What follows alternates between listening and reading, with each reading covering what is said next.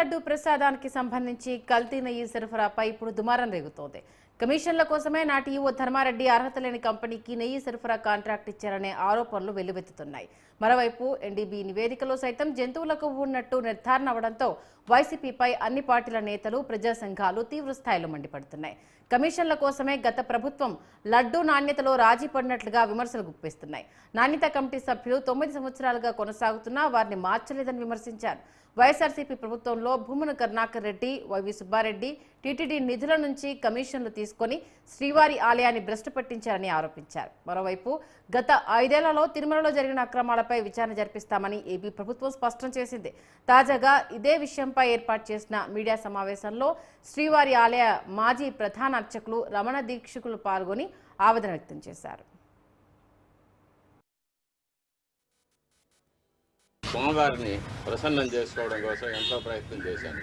మనకు అన్నం పెట్టే దేవుడికి మనం శుచిగా, శుభ్రంగా, తాజాగా ప్రసాదాలు తయారు చేసి స్వామివారికి నివేదన చేయడం అనేది మనం భక్తులు ఎన్నో జన్మల్లో చేసుకున్న మహాపుణ్యం. కానీ అందులోనే కల్తీలు జరగడం, స్వామివారికి సరైన వేళల్లో సరైన పరిమాణాల్లో స్వామివారికి నైవేద్యం కాకపోవడం అనేది చాలా విచారకరమైన విషయం.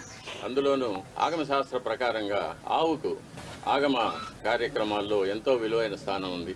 గోక్షీరం కానీ, ఆవు పాలతో స్వామివారికి అభిషేకం జరుగుతుంది.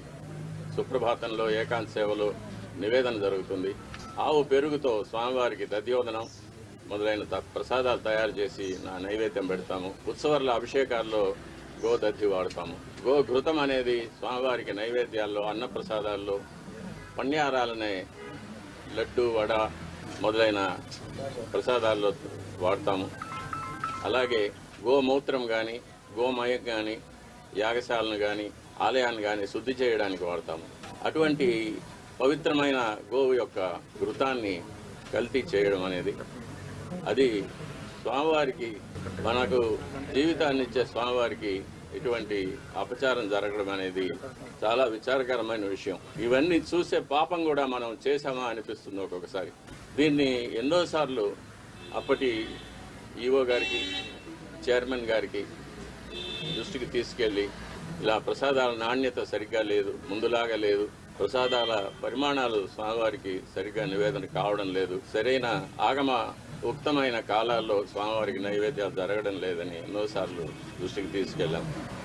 కానీ లాభం లేకపోయింది. దీనికి మరొక కారణం, నాది ఒంటరి పోరాటం అయిపోయింది. నాకు ఈ విషయాల్లో సహకరించేదానికి నా తోటి అర్చకులు ఎవరూ కూడా వారి వారి వ్యక్తిగత కారణాల వల్ల ముందుకు రాలేదు. ప్రధాన పరిచారకులైన వాళ్ళు రాలేదు. కాబట్టి ఇది ఈ 5 ఏళ్ళు నిరభ్యంతరంగా ఈ మహాపాపం జరిగిపోయింది.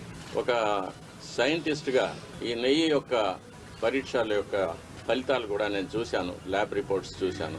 ఇందులో కూడా వెజిటబుల్ ఫ్యాటు, అనిమల్ ఫ్యాటు, జంతువుల యొక్క కొవ్వు పదార్థం, స్థావరాల యొక్క, జంగమాల యొక్క కొవ్వు పదార్థాలు కలిసినట్టుగా ల్యాబ్ రిపోర్ట్ను చూశాను. పరిశుద్ధమైన ఆవు పాలతో తయారు చేసిన నెయ్యిలో అది స్థావరమైనా కానీ, జంగమైనా కానీ కొవ్వు పదార్థాలు కలవడానికి వీలు లేదు. అది ఇంప్యూర్